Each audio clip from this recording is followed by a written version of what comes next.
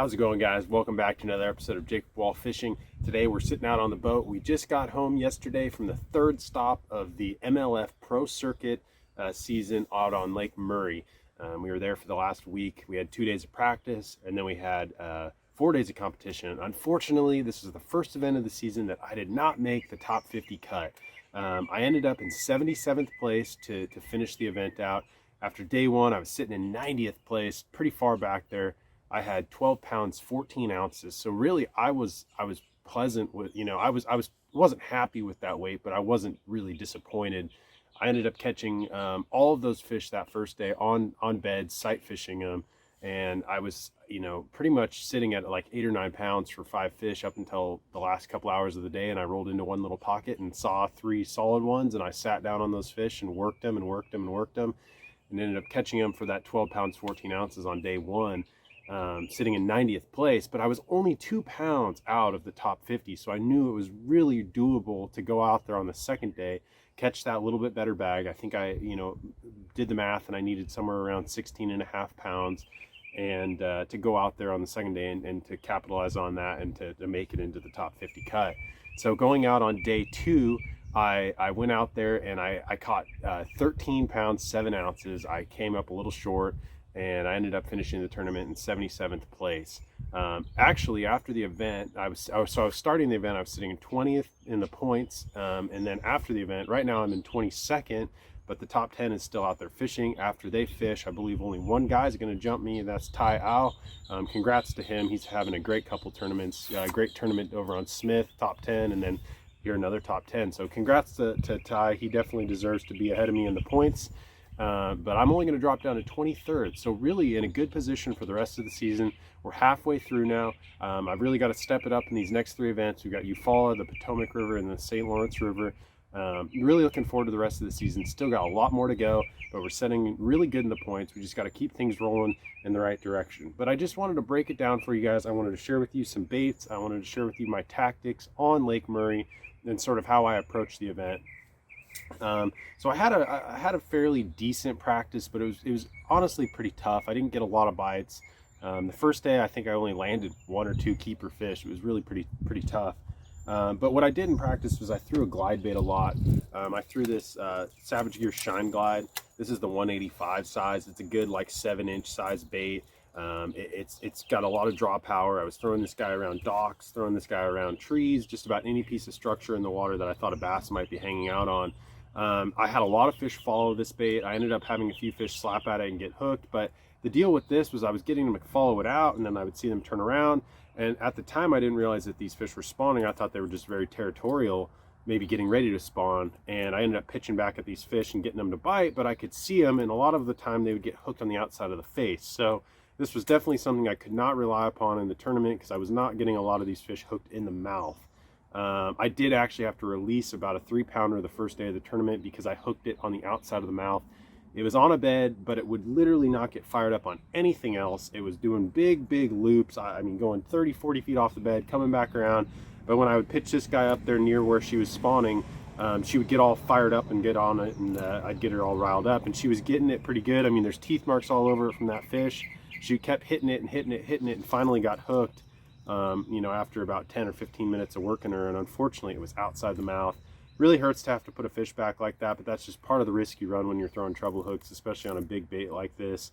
I was just hoping maybe she got one of these prongs in the mouth when she decided to fully commit to the bait. Unfortunately, that didn't work, but this was definitely a good tool for locating fish. Anytime you're around the spawn, or anytime you have fish that are up shallow, that are gravitating towards hard structure, whether it be docks, trees, rocks, you name it, any kind of big, isolated structure. The Shine Glide is a great glide bait. The one thing I really like about this is the price point. It's not high dollar. You're only spending, I believe these are like $30. I could be wrong. Don't quote me on that. They're not really expensive. This is a very affordable bait. This might even be a $20 bait. I can't even remember how much this guy costs, but very affordable price range. So if you end up dinging this guy off a dock, it's not the end of the world. They're actually really durable too, so you can knock it off docks. I mean, this guy's hit a few docks and he's still doing great. Comes with good hooks on there, great paint jobs, And this is a great glide bait for the springtime. Draws a lot of fish out. It actually shows you where fish are. I use this as a locating tool in practice to see where fish were in order to go back to in the tournament and actually capitalize on them. So the glide bait, I was throwing that on a 7'7". This is a heavy, this is a Phoenix Ultra MBX, and I was using that on 20-pound fluorocarbon line. And I believe, yeah, this is 7-1-1 gear ratio Shimano Bantam, and just gliding that guy around every piece of structure, trying to see where some fish were at. That was a key tool for me in practice to locate fish. Located a lot of fish. Didn't catch a lot of fish on this bait, but I located a lot. The first day of the tournament, right at the end of the day, I pulled up on a dock and fired this guy up under there and had a 3 or 4 pounder follow it out, and another good one follow it out. And I realized they're spawning underneath that walkway, that dock, and I started pitching to it with the drop shot.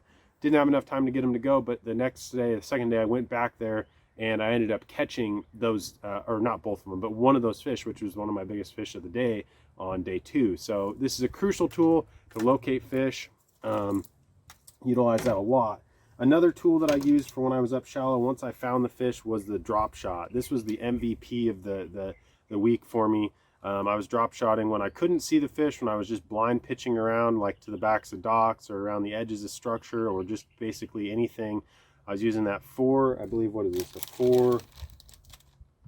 4.5 inch straight tail. No secret here, I'm not affiliated with these guys, but I've thrown a robo worm my entire life, and it's something that I'll always have in the boat. That's an MM3 robo worm. Definitely a good bait to have. I used that guy. I also used, when I was sight fishing, I used the Savage Gear. I must have I threw away a bunch of plastics that were here, but the Savage Gear Ned Craw on the drop shot was a great one to get them all fired up. And I caught a couple in practice on that guy. They got all pissed off at that little craw in their bed, but a white one was really good. You can see it really good. I was catching a lot of these fish on deeper beds in like 6 to 7 feet of water, so it was really hard to see your bait. So this guy was really only a tool that I would use when I couldn't see him, when I was just fishing around. And I used about a 12-inch dropper, and I was going to a 1/4 ounce tungsten weight. I don't know if the tungsten, it's not really that big of a deal. I just like the fact that it was smaller, a little less intrusive. And I was using that guy on 10-pound Phoenix Hydra braid. This is my favorite spinning rod. This is a 7'2" medium action M1. This is a great all-purpose spinning rod, awesome drop shot rod. You know, there's all kinds of great features about this rod. Really, really sensitive. The keeper's in a great place, holds the drop shot weight really, really well. And I was using a 2500 series Stradic CI4 on there. The other bait that I used on the drop shot was a Skinny Bear. Actually, this is I believe this is a, I don't know, shad eye or something, drop shot minnow kind of deal, and it's a white color. Caught a bunch of fish on that on the bed. And this was a key player for me this week, was the drop shot. I think I weighed, I want to say 8 or, I think I weighed 9 or something, maybe 9 of my 10 fish in the 2 days on the drop shot. So that was a key player in the tournament. Another bait that I used in the morning on the first day, unfortunately I lost the 2 fish I had on it. They were both solid fish. I had graphed and found these rock piles on some offshore kind of points and humps, and I would slow roll this 4.5 inch true bass swim bait. This has got a Gambler screw lock, goat head, and a 1/4 ounce on there, and I would just slow roll that over top of that rock. And unfortunately I couldn't capitalize on the 2 bites I had on it, but they were solid fish. And those were targeting rock. Throwing that on a 7'1" medium heavy 12-pound fluorocarbon line on a 6'2" Shimano Bantam. You know, it just, this week was good. I ended up leaving the tournament with a check. It wasn't the $10,000 check like I would, you know, like to make. It was the $5,000 check. But hey, I really can't complain after a tough week of fishing, after having fish losses, and really not being on anything stellar. I will definitely walk away with this one with a check. I cannot complain at all. But I just want to share with you guys a few of the baits that I used. Even though this did not put any fish in the boat, this was definitely something that I had tied on the deck, that I was getting bit on in practice. I caught some nice fish in practice on this. I caught a 4 1/4 pounder in practice on that guy. So that was definitely a player.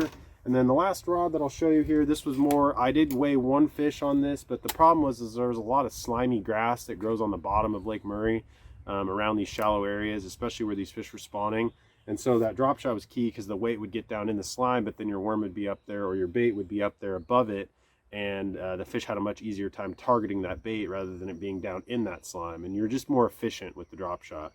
But I did entice some fish to bite on the Texas rig, just a 1/4 ounce tungsten weight pegged with a 4/0 owner wide gap plus hook, 20-pound line, 7'6", heavy action Recon Elite, and I was throwing that on a 7:4-to-1 gear ratio Shimano Corrado.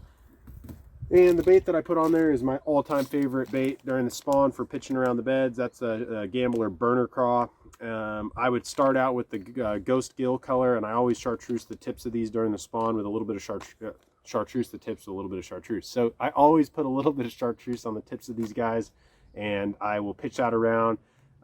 They'll usually eat the bluegill color, the ghost gill color, faster than they would like a white color. But if it's really, really hard to get those fish to bite, I like to be able to see my bait in relation to the fish, and so I will switch over to the white lightning color in order to just kind of, you know, see where my bait's at in order to aggravate the fish. So basically, I did catch one fish that I weighed on the ghost gill color, but the second day I aggravated a 3-pounder, and I would not have caught it if it weren't for the white lightning burner craw. And what I did with that was I would pitch it on the other side of the fish, just your typical bed fishing deal. I would hop it next to the fish, kind of get him to spin on it, and then I pitch it back to the fish, hop it next to him, get him to spin on it. Basically just did that over and over and over and over and over again. And finally he would start grabbing the tails of it and carrying it off the bed, dropping it, grab it off the bed, drop it. But the problem was he would not eat the whole Texas rig, so I could not get him. I mean, I might have been able to catch him on it if I kept throwing it, but it would have taken too long. You got to be time efficient. So after I got him doing that on the Texas rig, picked up that drop shot, shortened my leader up, pitched it back in there, first hop next to him, he ate that whole bait and swam off, and I caught that fish. So Texas rig, definitely a key player on beds. It's a good bait to aggravate the fish because your weight's connected to the bait, and you can really be accurate and you can work it around the fish. And anytime you've got structure, the Texas rig is a great bait to get in and around the structure when the fish are spawning. So all in all, this week was solid. I'm gonna, put in a few fish catches in this video, but I really just wanted to give you guys a breakdown, my overall kind of process of how I fished this tournament. In hindsight, I would have done it differently. I'll kind of share that with you guys as well.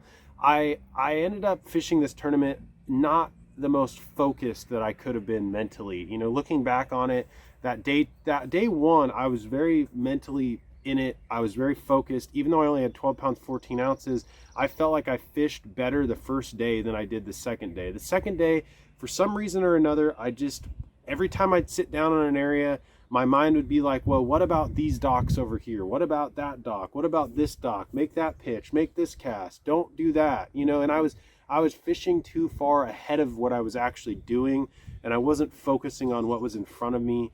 I regret that, but it's just part of it. It's so hard day in and day out to always stay mentally on your game, and I definitely regret having those thoughts, and I think it jaded my actual intuitive senses. I allowed my mind to wander, and I allowed myself to just kind of get out of rhythm and out of focus with what I really needed to be doing. So I just want to share with you guys my hardships, and even my hardships and successes. I think it's really important in tournament fishing, especially if you're trying to get involved in this, or you already are involved in this and you're wondering how to make it to the next level. These are things that you need to recognize, and you need to be able to control.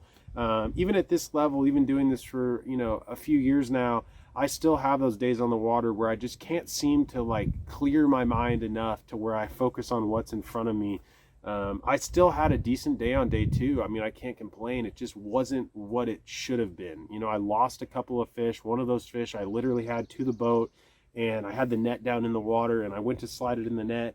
And instead of letting the fish play out on the drop shot, I tried to pull it to the net a little bit too much, and the fish came unhooked and ran off the side of the net.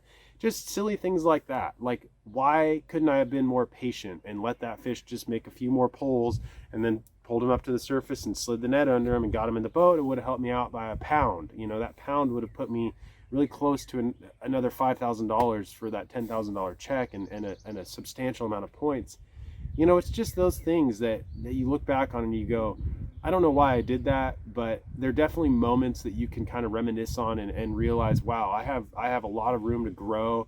I still need to perfect and get better at so many aspects of this sport. But I just really think that this was a good learning experience for me. I definitely am going to go into the next one trying to stay 100% focused on what's in front of me. Knock those thoughts of trying this, try this, try this, try this, try this.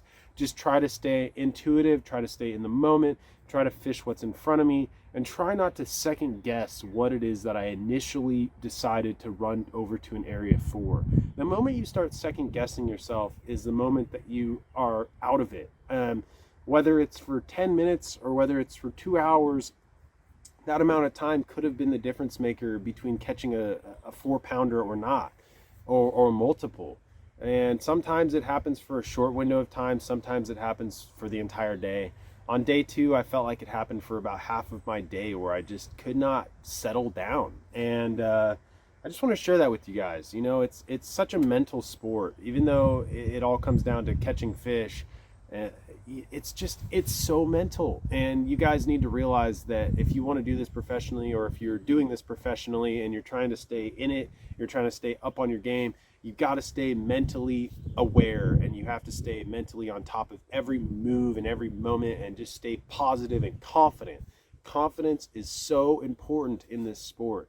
If you're not confident in what you're doing, and if you're not positive and you're not focused, you're not going to get good results. You might get lucky and you might have something happen, and you know, if that's the case, then it's meant to be. But if you really want to stay consistent, you have to be confident and positive and fully aware of what's going on, and follow your intuitive senses of what you need to be doing. So I hope that you guys enjoyed this video. I really just wanted to give you a breakdown, and I really wanted to give you a run through of my thought process, not just the fishing side of it, but the actual mental side of my tournament. I don't think enough guys talk about that, and so I just wanted to break that down for you guys. I really wanted to share that with you. And one last thing, I want to give Mercury a huge shout out. After the tournament, I was just having some strange little things. It's just a really minor little thing happened. Like a trim screw came out. It was, I guess it was just kind of a silly little deal. But David McCormick over there at the service trailer, what an awesome guy, really positive guy. I really like his attitude. You know, he doesn't know me very well, but he treated me like he was a good buddy of mine, and I just want to give Mercury a huge shout out. What a great company. I'm very excited to continue to work with Mercury and see what the future has in store. They're great people, and David, thank you so much. I don't know if you'll see this or not, but I really appreciate you and everybody else over there at Mercury. So if it weren't for you guys, if it weren't for everybody else that helped support me, Phoenix Rods, Nishine, Savage Gear, the Retzer family with McDonald's, if it weren't for you guys, I would not be able to continue to do this. And I'm just blessed and proud to be supporting the people that are, behind me, helping me live my dream. So just going to stay focused onto Eufaula in a couple of weeks. And hopefully Eufaula, we crack them, guys. We need to go down there, and my goal is to make a top 20.